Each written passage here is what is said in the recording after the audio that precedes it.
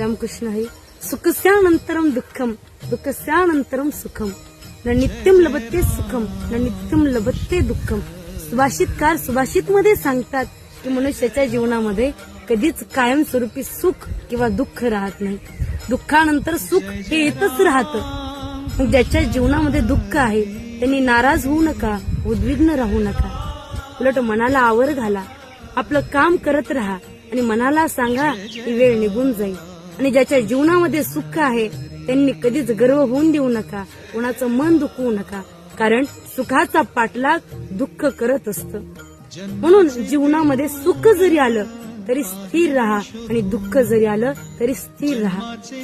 एकदा अर्जुनाने भगवंताला विचारलं, देवा या सुख आणि दुःखामध्ये स्थिर राहण्यासाठी एखादं काहीतरी उपाय सांग. त्यावेळेस देवानं सांगितलं, वाक्य सांगितलं, ही वेळ निघून जाईल. जीवनामध्ये जरी दुःख आलं